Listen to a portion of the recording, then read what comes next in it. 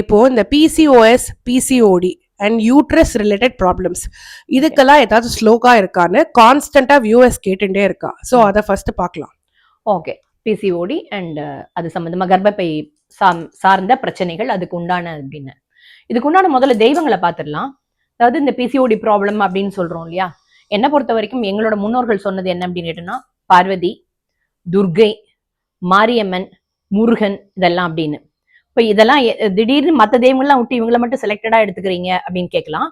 இதுக்கெல்லாம் எப்படி அப்படின்னு கேட்டோம்னா, இப்போ பார்வதி அப்படின்னு எடுத்தோம்னா பார்வதியோட அம்சங்களான எல்லா அம்பிகைகளும் எடுத்துக்கலாம் அதுல.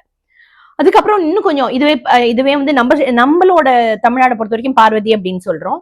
இப்ப துர்கை அப்படின்னு எடுத்துனோம்னா துர்கையோட, அதாவது துர்கை வந்து ராகுக்கு வந்து அதிபதி அப்படின்னு சொல்றோம்.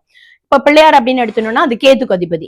அதே மாதிரி முருகன் அப்படின்னு எடுத்துனோம்னு சொன்னோம்னா இது செவ்வாய் வந்து அவரோட, அதாவது செவ்வாய்க்கு அதிபதி வந்து நம்ம முருகன் அப்படின்னு சொல்றோம்.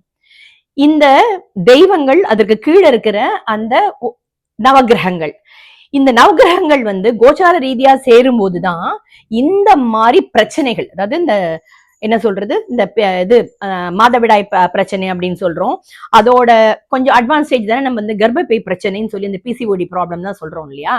இந்த கோச்சார ரீதியா அந்த செவ்வாயும் சந்திரனும் சேருது, செவ்வாயினும் சனியும் சேருது, சுக்கிரனும் சனியும் சேருது, இந்த மாதிரி நிறைய ஒரு விதவிதமான காம்பினேஷன் எல்லாம் சேரும் போதுதான் நம்மளுக்கு வந்து இந்த மாதவிடாய் அப்படிங்கிற ஒரு விஷயமே வருது.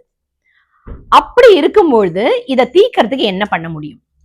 முக்தாஹுந்தேந்து கௌரீம் மணிமய மகுட்டாம் ரத்ன தாடங்க யுக்தாம் அக்ஷஸ்ரக் புஷ்பஹஸ்தாம் அபயவரகராம் சந்திரசூட்டாம் திரிநேத்ராம் நானா அலங்கார யுக்தாம் சுரமகுடமணி ஜோதித ஸ்வர்ணபீட்டாம் சானந்தாம் சுப்ரசன்னாம் திரிபுவன ஜனனீம் சேதசா சிந்தயாமி.